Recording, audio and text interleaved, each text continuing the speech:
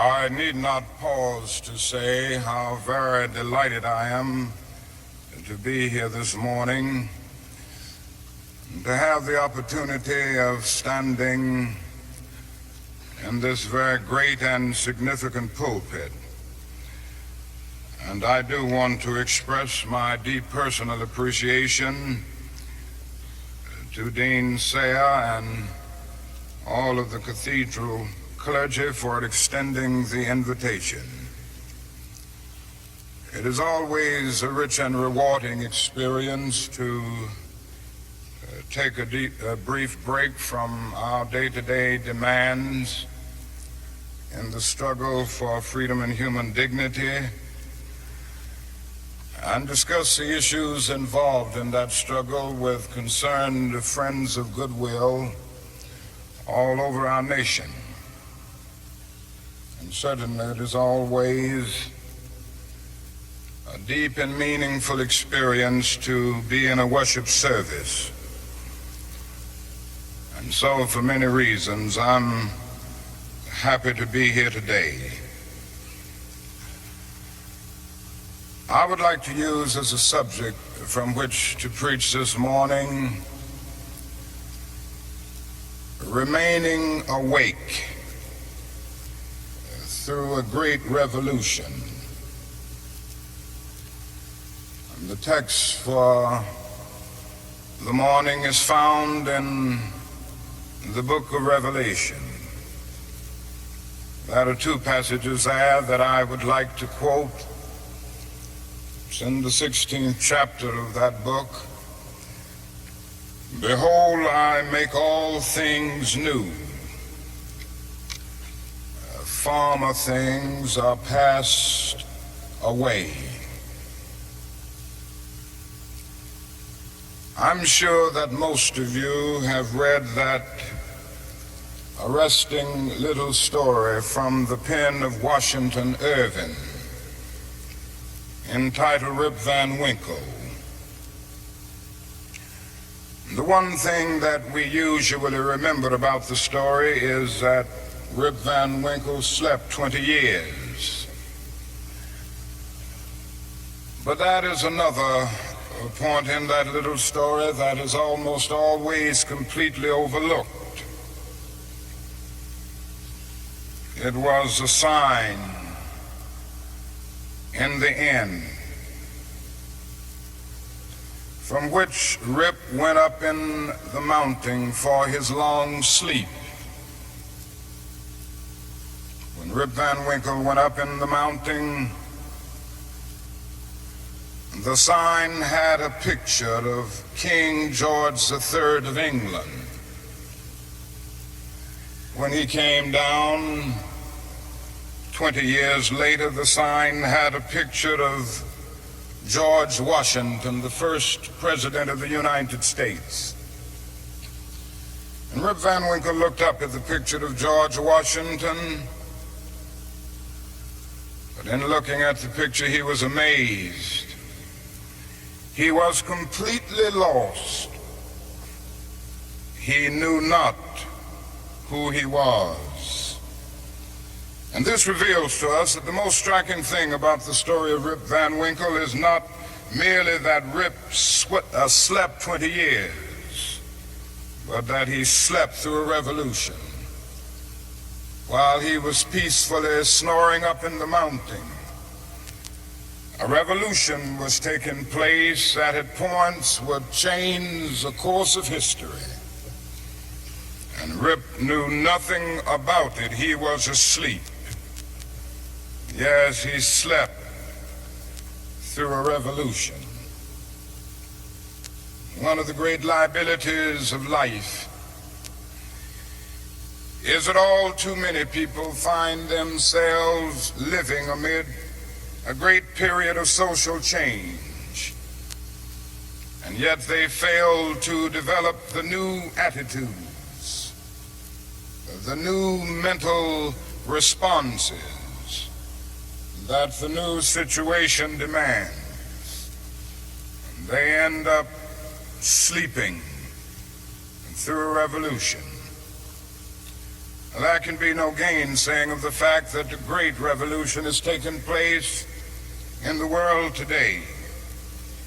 In the sense, it is a triple revolution. That is a technological revolution with the impact of automation and cybernation.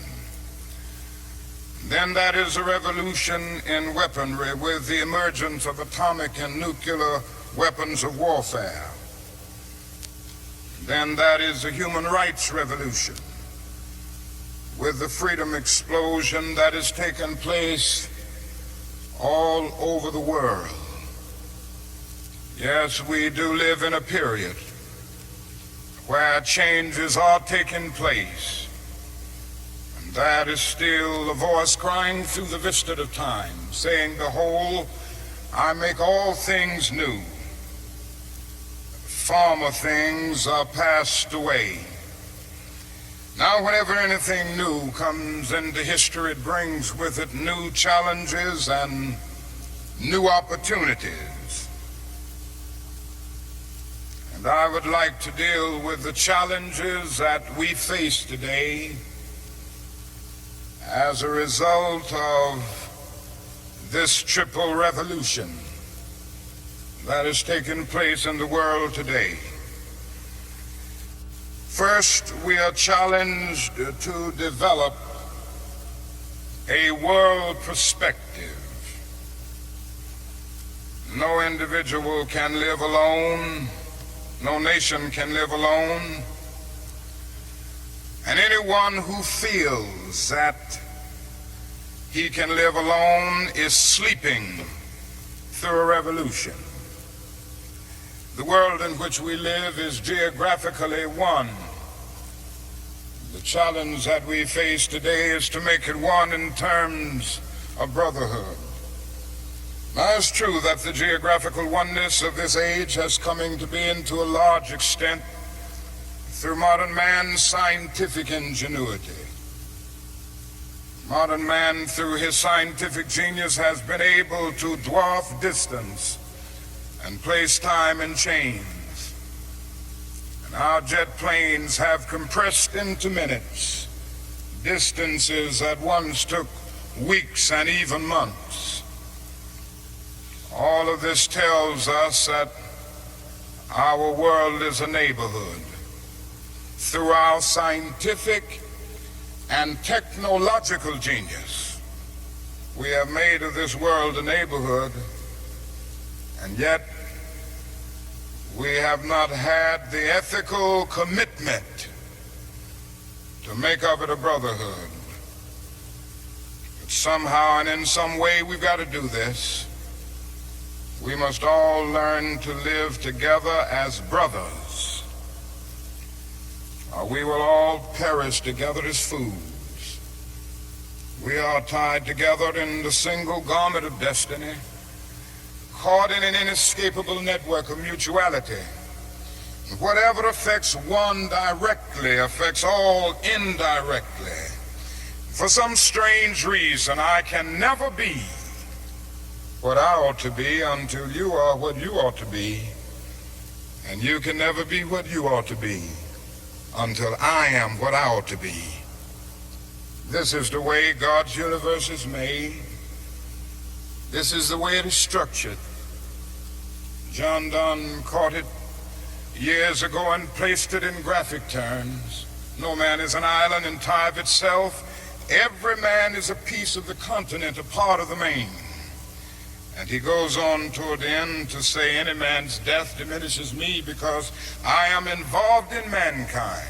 Therefore never sin to know for whom the bell tolls. It tolls for thee. We must see this, believe this, and live by it if we are to remain awake through a great revolution. Secondly, we are challenged to eradicate the last vestiges of racial injustice from our nation. I must say this morning that Racial injustice is still the black man's burden and the white man's shame. It is an unhappy truth that racism is a way of life for the vast majority of white Americans, spoken and unspoken, acknowledged and denied, subtle and sometimes not so subtle. The disease of racism permeates and poisons a whole body politic. And I can see nothing more urgent than for America to work passionately and unrelentingly to get rid of the disease of racism. Something positive must be done. Everyone must share in the guilt, as individuals and as institutions. The government must certainly share the guilt. Individuals must share the guilt. Even the church must share the guilt. We must face the sad fact at 11 o'clock on Sunday morning when we stand to sing, "In Christ there is no east nor west." We stand in the most segregated hour of America. The hour has come for everybody, for all institutions, for the public sector and the private sector, to work to get rid of racism. Now, if we are to do it, we must honestly admit certain things and get rid of certain myths that have constantly been disseminated all over our nation. One is the myth of time. It is a notion that only time can solve the problem of racial injustice. And there are those who often sincerely say to the Negro and his allies in the white community, "Why don't you slow up? Stop pushing things so fast. Only time can solve the problem. And if you will just be nice and patient and continue to pray, in 100 or 200 years, the problem will work itself out." Well, that is an answer to that myth. And it is that time is neutral. It can be used either constructively or destructively. And I'm sorry to say this morning that I'm absolutely convinced that the forces of ill will in our nation, the extreme rightists of our nation, the people on the wrong side, have used time much more effectively than the forces of goodwill. And it may well be that we will have to repent in this generation, not merely for the vitriolic words and the violent actions of the bad people, but for the appalling silence and indifference of the good people who sit around and say, "Wait on time." Somewhere we must come to see that human progress never rolls in on the wheels of inevitability. It comes through the tireless efforts and the persistent work of dedicated individuals who are willing to be co-workers with God. And without this hard work, time itself becomes an ally of the primitive forces of social stagnation. So we must help time and realize that the time is always right to do right. Now, that is another myth that still gets around. It is a kind of over-reliance on the bootstrap philosophy. And there are those who still feel that if the Negro is to rise out of poverty, if the Negro is to rise out of slum conditions, if he is to rise out of discrimination and segregation, he must do it all by himself. And so they say the Negro must lift himself by his own bootstraps. They never stopped to realize that no other ethnic group has been a slave on American soil. The people who say this never stop to realize that the nation made the black man's color a stigma. But beyond this, they never stop to realize the debt that they owe a people who were kept in slavery 244 years. In 1863, the Negro was told that he was free as a result of the Emancipation Proclamation being signed by Abraham Lincoln.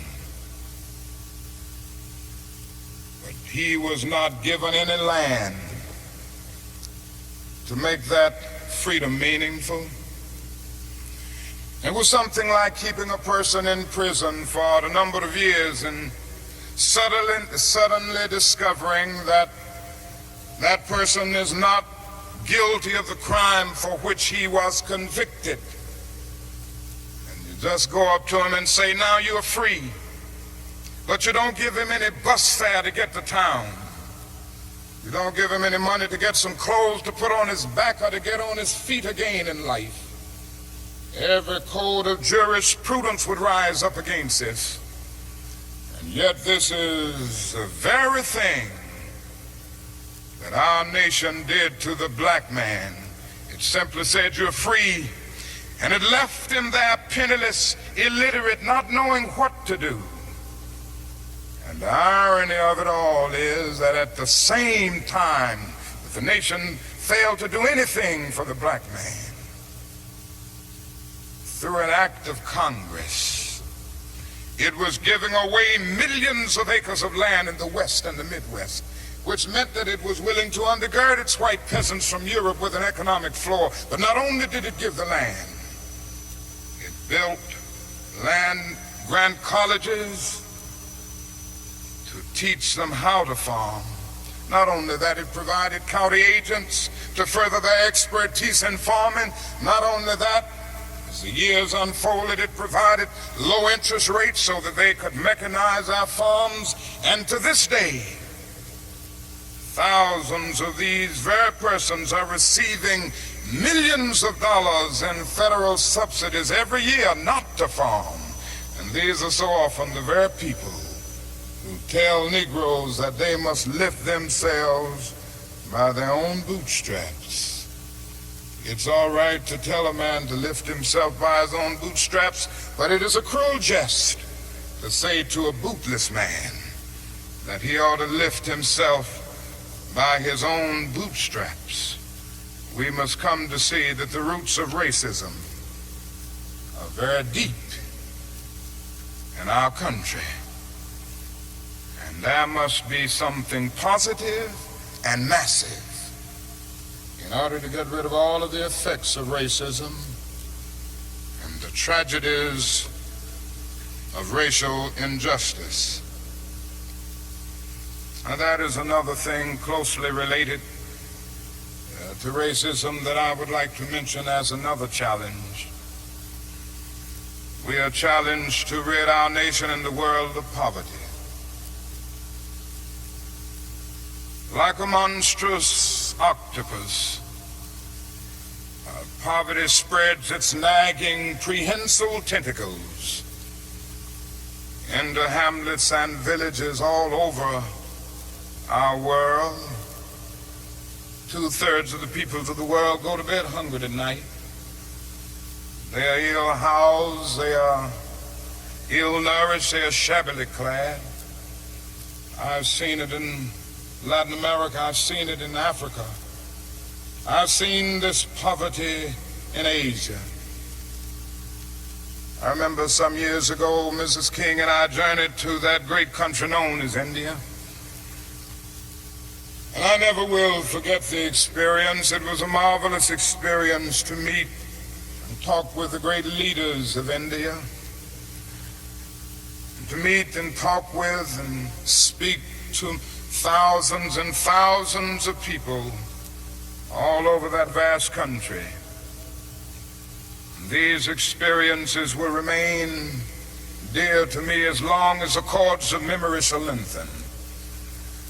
But I say to you this morning, my friends, there were those depressing moments. How can one avoid being depressed when he sees with his own eyes evidences of millions of people going to bed hungry tonight? How can one avoid being depressed when he sees with his own eyes God's children sleeping on the sidewalks at night? In Bombay, more than 1 million people sleep on the sidewalks every night. In Calcutta, more than 600,000 sleep on the sidewalks every night. They have no beds to sleep in. They have no houses to go in. How can one avoid being depressed when he discovers that out of India's population of more than 500 million people, some 480 million make an annual income of less than $90 a year, and most of them have never seen a doctor or dentist. As I noticed these things, something within me cried out, can we in America stand idly by and not be concerned? And an answer came, oh no, because the destiny of the United States is tied up with the destiny of India and every other nation. And I started thinking of the fact that we spend in America millions of dollars a day to store surplus food. And I said to myself, I know where we can store that food free of charge, in the wrinkled stomachs of the millions of God's children all over the world who go to bed hungry at night. And maybe we spend far too much of our national budget establishing military bases around the world rather than bases of genuine concern and understanding. But not only do we see poverty abroad, I would remind you that in our own nation there are about 40 million people who are poverty-stricken. I have seen them here and there. I've seen them in the ghettos of the North. I've seen them in the rural areas of the South. I've seen them in Appalachia. I've just been in the process of touring many areas of our country. And I must confess that in some situations, I have literally found myself crying. I was in Marks, Mississippi the other day, which is in Quitman County, the poorest county in the United States. I tell you, I saw hundreds of little black boys and black girls walking the streets with no shoes to wear. I saw their mothers and their fathers trying to carry on a little Head Start program, but they had no money. The federal government hadn't funded them. They were trying to carry on, and they raised a little money here and there, trying to get a little food to feed the children, trying to teach them a little something. And I saw mothers and fathers who said to me, not only were they unemployed, but they didn't get any kind of income, no old age pension, no welfare check or anything. I said, how do you live? And they say, well, we go around to the neighbors and ask them for a little something. When the berry season comes, we pick berries. When the rabbit season comes, we hunt and catch a few rabbits. And that's about it.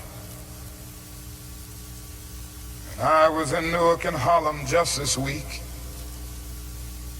And I walked in to the homes of welfare mothers. I saw them in conditions, no, not with wall-to-wall carpet, but wall-to-wall rats and roaches. I stood in an apartment, and this welfare mother said to me, the landlord will not repair this place. I've been here 2 years. He had made single repair. She pointed out her little boy who was a victim of lead poisoning. She pointed out the walls with all of the ceiling falling through. She showed me the holes where the rats came in. She said night after night we have to stay awake, keep the rats and the roaches from getting to the children. I said, how much do you pay for this apartment? She said, $125. And I looked and I thought and said to myself, it isn't worth $60. Poor people are forced to pay more for less, living in conditions day in and day out where their whole area is constantly drained without being replenished. It becomes a kind of domestic colony. And the tragedy is so often these 40 million people are invisible because America is so affluent, so rich, because our expressways carry us away from the ghetto. We don't see the poor. Jesus told a parable one day,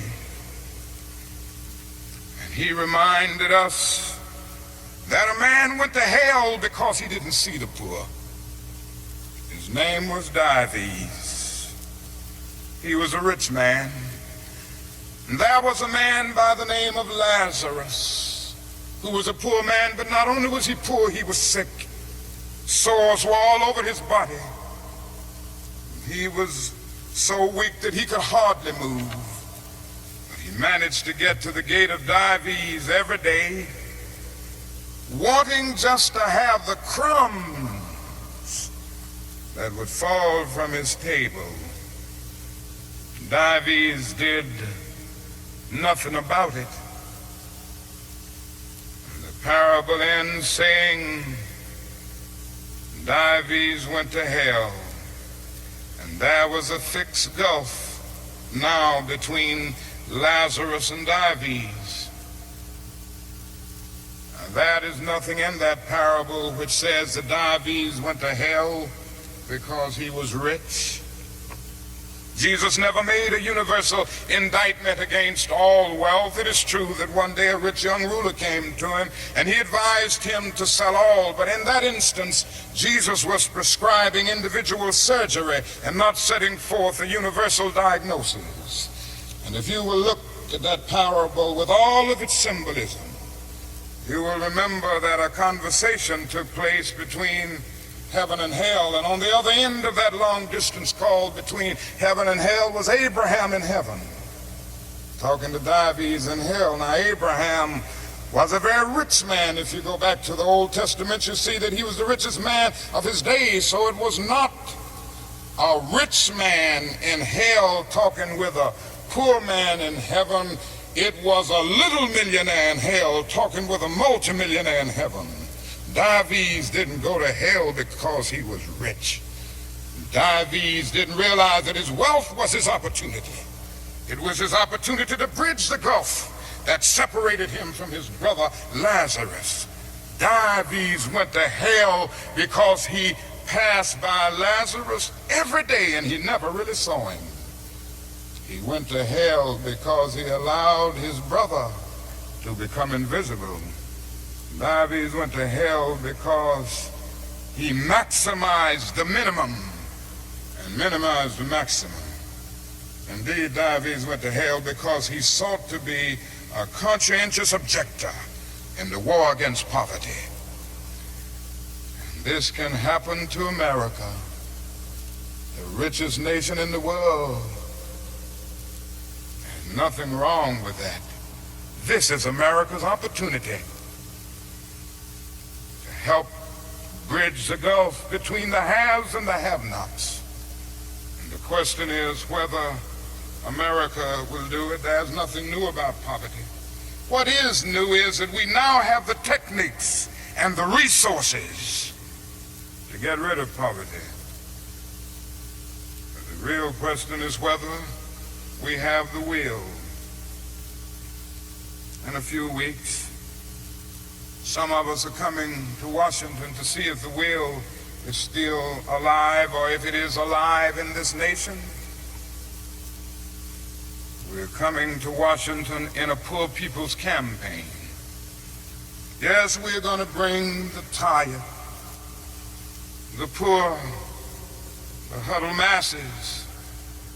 We're going to bring those who have known long years of hurt and neglect. We're going to bring those who've come to feel that life is a long and desolate corridor with no exit sign. We're going to bring children and adults and old people, people who've never seen a doctor or a dentist in their lives. We're not coming to engage in any histrionic gesture. We're not coming to tear up Washington. We're coming to demand that the government will address itself to the problem of poverty. We read one day, we hold these truths to be self-evident, that all men are created equal, that they are endowed by their Creator with certain inalienable rights, that among these are life, liberty, and the pursuit of happiness. But if a man doesn't have a job or an income, he has neither life nor liberty, possibility for the pursuit of happiness. He merely exists. We're coming to ask America to be true to the huge promissory note that it signed years ago.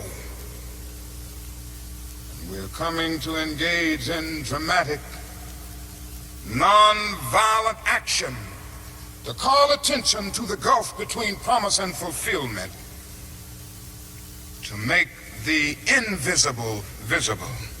Why do we do it this way? We do it this way because it is our experience that the nation doesn't move around questions of genuine equality for the poor and for black people until it is confronted massively, dramatically, in terms of direct action. Great documents are here to tell us something should be done. We met here some years ago in the White House Conference on Civil Rights, and we out with the same recommendations that we will be demanding in our campaign here, but nothing has been done. The President's Commission on Technology, Automation, and Economic Progress recommended these things some time ago. Nothing has been done. Even the urban coalition made up of mayors of most of the cities of our country, the leading businessmen, have said that these things should be done. Nothing has been done. The Kerner Commission came out with its report just a few days ago and then made specific recommendations. Nothing has been done.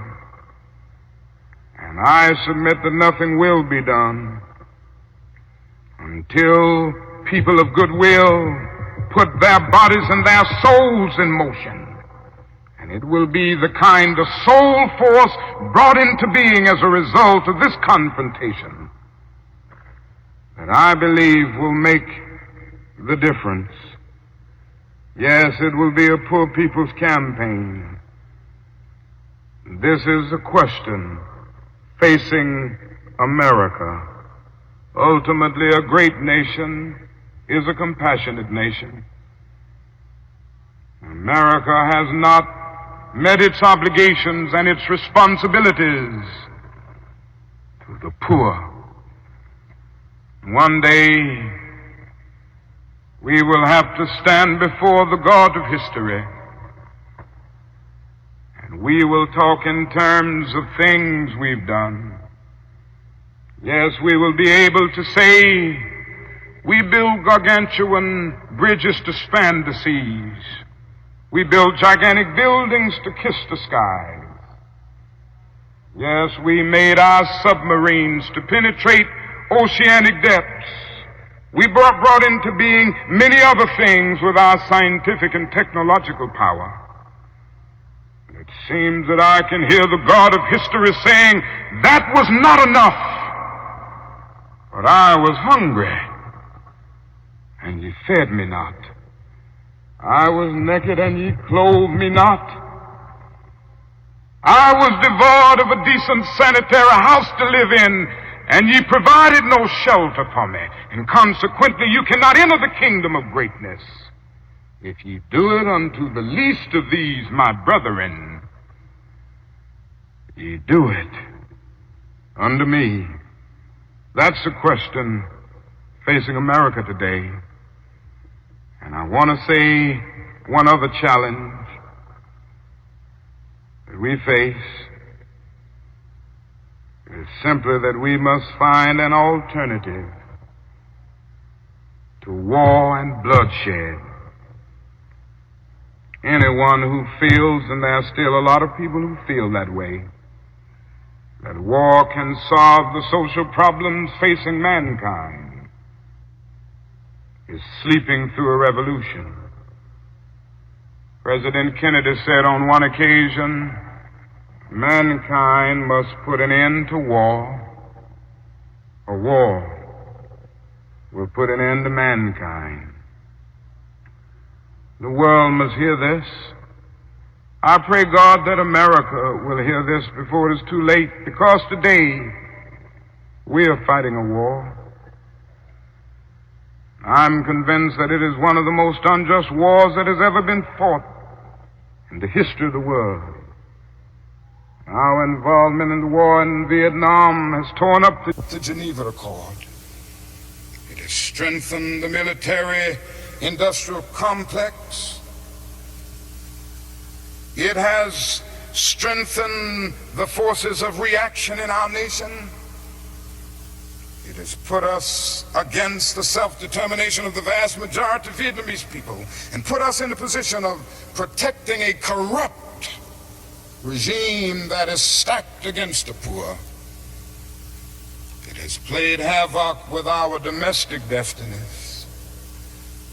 And this day we are spending $500,000 to kill every Viet Cong soldier. Every time we kill one, we spend about $500,000, while we spend only $53 a year for every person characterized as poverty-stricken in the so-called poverty program, which is not even a good skirmish against poverty. But not only that, it has put us in a position of appearing to the world as an arrogant nation. Here we are 10,000 miles away from home, fighting for the so-called freedom of the Vietnamese people when we've not even put our own house in order. And we force young black men and young white men to fight and kill in brutal solidarity. And yet when they come back home, they can't hardly live on the same block together. Judgment of God is upon us today. And we could go right down the line and see that something must be done, and something must be done quickly. We have alienated ourselves from other nations, so we end up morally and politically isolated in the world. There's not a single major ally to the United States of America that would dare send a troop to Vietnam, and so the only friends that we have now are a few quiet nations like Taiwan, Thailand, South Korea, and a few others. This is where we are. Mankind must put an end to war, or war will put an end to mankind. And the best way to start is to put an end to the war in Vietnam, because if it continues, we will inevitably come to the point of confronting China, which could lead the whole world to nuclear annihilation. It is no longer the choice, my friends, between violence and nonviolence. It is either nonviolence or non-existence, and the alternative to disarmament, the alternative to a greater suspension of nuclear tests, the alternative to strengthening the United Nations and thereby disarming the whole world, may well be a civilization plunged into the abyss of annihilation, and our earthly habitat will be transformed into an inferno that even the mind of Dante could not imagine This is why I felt the need of raising my voice against that war and working wherever I can to arouse the conscience of our nation on it. I remember so well when I first took a stand against the war in Vietnam, the critics took me on and they had their say in the most negative and sometimes most vicious way. One day a newsman came to me and said, "Dr. King, don't you think you're going to have to stop now opposing the war and move more in line with the administration's policy? Because I understand it has hurt the budget of your organization, and people who once respect you have lost respect. People who once respected you have lost respect for you. Don't you feel that you've really got to change your position?" I looked at him and I had to say, "Sir, I'm sorry, you don't know me. I'm not a consensus leader. I do not determine what is right and wrong by looking at the budget of the Southern Christian Leadership Conference or by taking a sort of Gallup poll of the majority opinion. Ultimately, a genuine leader is not a searcher for consensus, but a mold of consensus. On some positions, cowardice asks the question, is expedient? And then expediency comes along and asks the question, is it politic? Vanity asks the question, is it popular? And conscience asks the question, is it right? And there comes a time when one must take a position that is neither safe, nor politic, nor popular.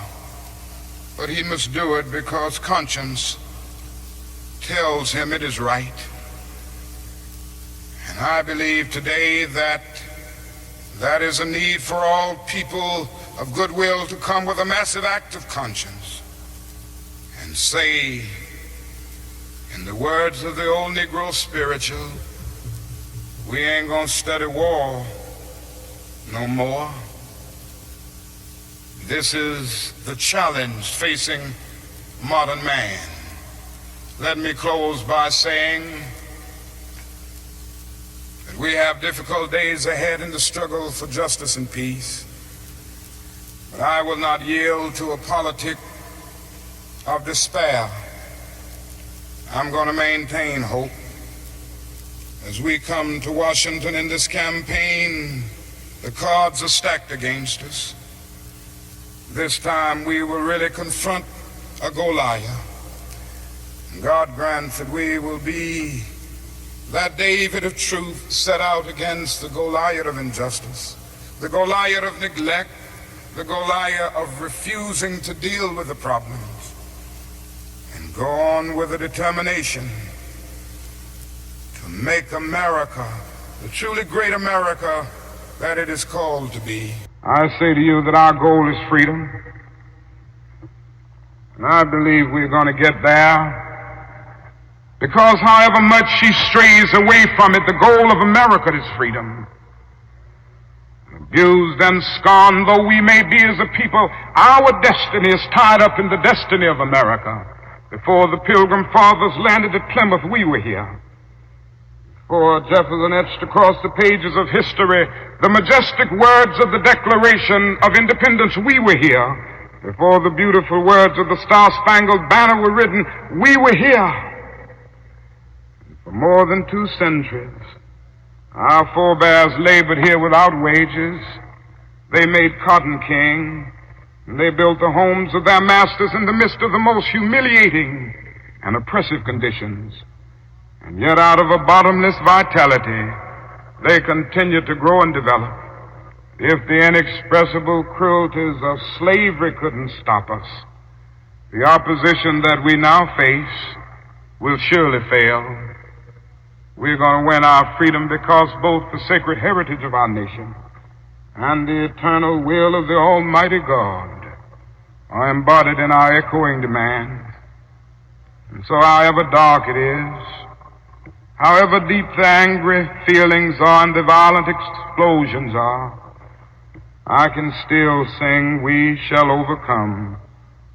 We shall overcome because the arc of the moral universe is long, but it bends toward justice. We shall overcome because Carlyle is right. No lie can live forever. We shall overcome because William Cullen Bryant is right. Truth-crushed earth will rise again. We shall overcome because James Russell Lowell is right, as we were singing earlier today. Truth forever on the scaffold, wrong forever on the throne, yet that scaffold sways the future, and behind the dim unknown standeth God within the shadow, keeping watch above his own. With this faith, we will be able to hew out of the mountain of despair a stone of hope. With this faith, we will be able to transform the jangling discords of our nation into a beautiful symphony of brotherhood. Thank God for John, who centuries ago out on a lonely, obscure island called Patmos caught vision of the New Jerusalem descending out of heaven from God, and who heard a voice saying, "Behold, I make all things new. Former things are passed away." God grant that we will be participants in this newness and this magnificent development. If we will but do it, we will bring about a new day of justice and brotherhood and peace.